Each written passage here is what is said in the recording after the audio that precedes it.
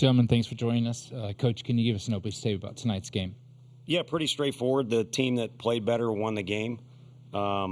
They appeared more prepared, but I think that was a result of, Gavin puts a good swing on a pitch.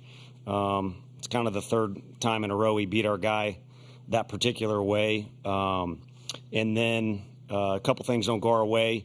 And it kind of, got emotional there, a little more emotional than it usually does. But for a proper reason with the situation. But, again, I think the basics come of, they played better. And even though we didn't bring our best, you're within striking distance against their guy there at the end of the game. Thank you. We'll open up questions for AJ and Dylan right now. First question over here. Dylan, what did you have working well for you tonight? I would say just kind of breathing and calming down and trusting my guy behind the plate and just really feeling through what he was going through and just trying to match our mindsets up. And I think it worked well tonight. Question right there. For both players, what gives you confidence that you all will be able to bounce back tomorrow and be prepared by the time first pitch rolls around? AJ, can you answer first? Yeah, for me, the fact that we've done it before. Like, we're not new to this. Obviously, we've got some of the best hitters in the country, so, yeah, we've done it before. Yeah, I would say the same. And the guy on the mound for us is proving himself, so. Right down here. AJ, I know this was the second straight third inning that was kind of rocky. Was this similar to Florida State or different, and how did you kind of try to work through that today? I mean, you just kind of keep throwing pitches. I think it was a little different. You just keep throwing pitches. Any other? Matt Tominey from World Baseball Network. AJ, tough coming into the first inning and what you had to adjust, and also with Scott reaching on a fielding area by your shortstop. How do you just feel that the defense needs to uphold and limit, 3 errors tonight, and what lies ahead for tomorrow? I mean, it's nothing like too serious. It's not that serious. Like we gotta fix the problem or anything. We just gotta play the baseball we can play. Any more questions for the student athletes? One more, right down here. For both guys, your coach said that the game was maybe the dugout was a little more emotional tonight. Was that unavoidable in some ways, or is that sort of a disappointment to kind of get here and have it happen? Dylan, can you answer that first? I wouldn't say it's a disappointment, but I would say it kind of catches you to a surprise whenever you get to this stage, I would say. But I wouldn't say it's a disappointment, and I think we'll be right back in the dugout just like we normally are tomorrow. Okay. AJ and Dylan, thank you very much for your time.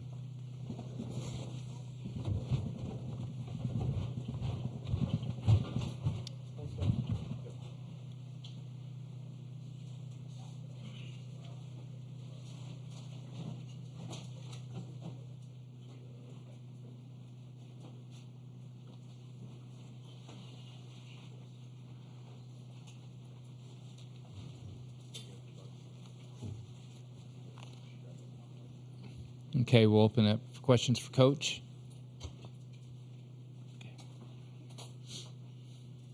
Tony, kind of the same question Ben asked the players. What gives you confidence that you guys will respond the right way tomorrow? I think we can definitely play better.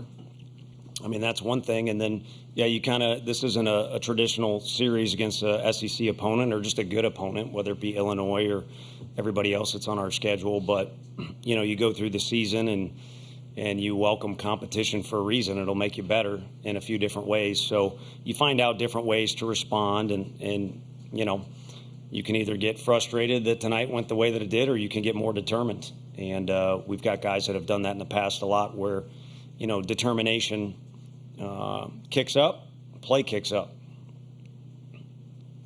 Right behind. Tony, that's 3 errors in 2 of the 4 games. While in Omaha, and you had only done it once the entire regular season. Can you put your thumb on any reason why defense has maybe been an issue here? No, I think, there's certainly been a few quirky plays. I don't even know what happened on the ball up the middle. There was a clean hit, by Appel. I don't even know what happened, if it hit the bag or whatever it did. So, guys have put the ball in play against our guys, and they're going to continue to do that. We don't quite have the strikeout type of staff that we did last year.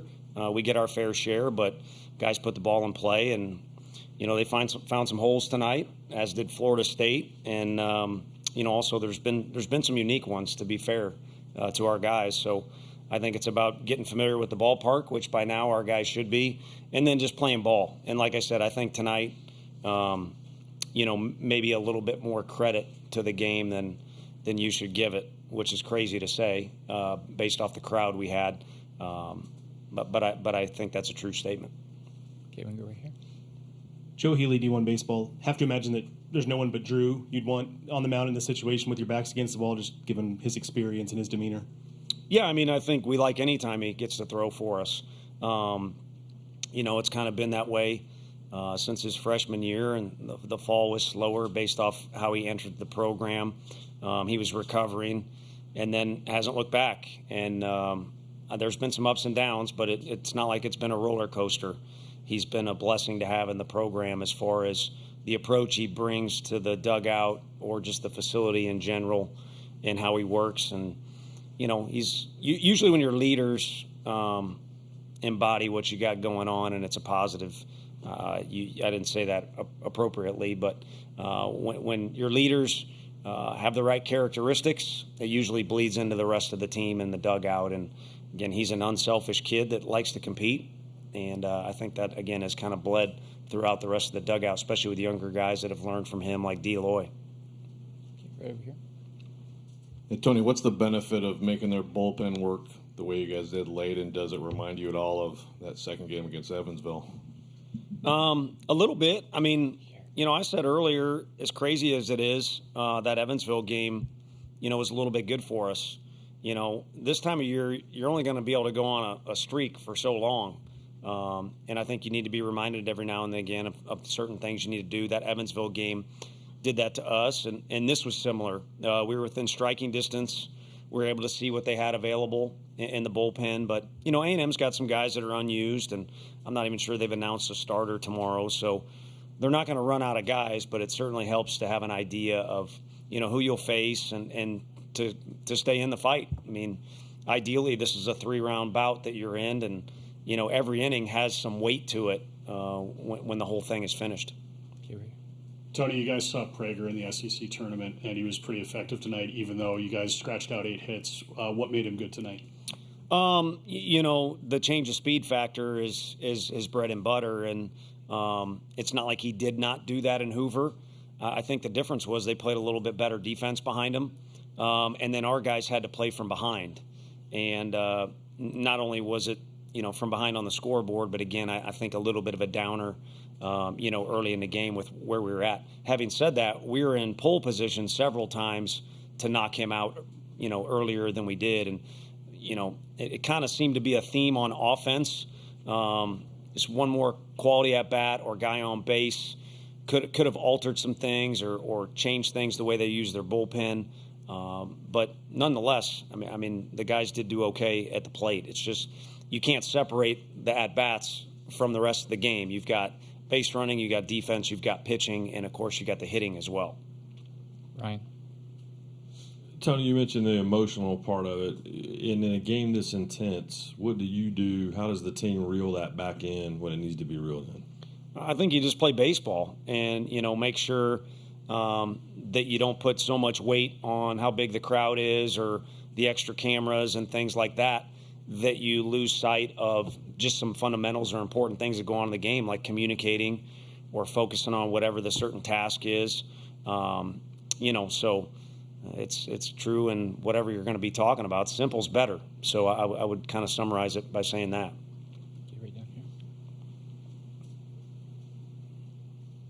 Tony, how was it a tough decision to not put Inslee in center tonight? Was it a close thing, and would there be a chance it could be out there tomorrow? Yeah, there's a chance tomorrow, and it was close, and you kind of weigh your options. Again, at the very least, where I grew up in Missouri, I had to watch my dad coach. Single elimination is not appropriate for baseball, based off sample size and things like that. So, given the fact, we potentially have 2 or 3 games to play, wasn't too comfortable with the idea of maybe him pushing it after a couple days of non-game action. And of course, he's got the fighter mentality. So it was a difficult decision. And I would say you go back to the hotel, it's probably one of about 7, 8, 17, 18 that I could have made better. But it's what we did, and didn't work out. We didn't play well enough tonight, but he certainly had some great at-bats. We'll see what he's got going tomorrow. Okay, in the back. Peter Burnett from the Council Bluffs Nonpareil. Question about Marcus. First College World Series appearance for him tonight. Came in against the top of the lineup. What did you think of his work tonight, and what have you seen in his development since coming from Iowa Western? Yeah, no, he's matured a lot. Obviously, a fantastic junior college and set up over there. And we thought he would get more development as a freshman, but he just didn't quite stay healthy. And there's so much talent over there. He came in, being a kid from the north, very little experience, a lot of two-way time. He's swung the bat for us some. So he's come a long way on the mound, and the way we kind of judge him is basically just how the ball's coming out. He's either throwing it with conviction or he's not, and he was tonight. And again, I wouldn't give credit in any inning for management stuff on my end, but he did his first job, and then we kind of went quick to the bullpen on him. It would have been interesting to see how well he could have thrown the ball, but the exciting thing is he's available, in the future here for us. Okay, one more question for Coach right here. Tony, kind of a big picture thing. When you take in this atmosphere, soaking it in, and tickets are being scalped, and it's, the popularity, and you've talked about it, the popularity of college baseball is undeniable. There's also kind of this dynamic that our attention spans are getting shorter and shorter. When you think about some of these games and how long they are, how do you kind of relate the popularity of college baseball at a time where a lot in the lengths of these games with the attention spans that we all have that are shrinking? Yeah, no, I get it, and I think the 20-second clock has been productive, but I'm not so sure people wouldn't come to the park anyway. Heck, everyone's attention span is brutal because of what we hold in our hands all day long with our phones. But man, this thing has turned into a monster. The draft is shorter. There's fewer minor league teams. There's more resources that these kids see, and I don't want any scouts to slash my tires, but it certainly makes sense for a lot of guys now to go on to school. And I mean, Grahovac is the size of probably some of the trucks that are on that campus down there, and the guy behind him is bigger. And you look at our infield, not one of those 4 guys looks like an infielder other than Blake Burke, kind of looks like a big first baseman. So, man, these little kids, but also adults, have these guys that, you could go pay a ton of money and watch the Braves play, but you can get right up close to these guys, and they're the next guy on the Braves or the Phillies or whatever it might be, and then you sprinkle in the constant drama all season long that you kind of only get in MLB in the playoffs. So, like I said, it's turned into a monster, and a lot of it is because of the celebrities that I get to throw BP to, or that we get a stress about getting, Charlie Condon out or whoever it might be. So I think you could make it 2.5 hours. You can make it 4 hours, which if it's a big game, it's probably going to be 4 with the commercials and all that BS. But I think you show up and you have your hot dog, and if you want to have a beverage, you have a beverage, and you yell stuff at me if you're wearing maroon, and the orange people, yell crazy stuff at the other team, and I don't know that you'd want it any other way. Obviously, we'd like to win tonight, but pretty damn good stuff. Unfortunately, we don't get to enjoy it like you guys do. We got to try and do our jobs, and we certainly need to do it better than we did tonight. At least I do. Coach, thank you for your time. Thank you all.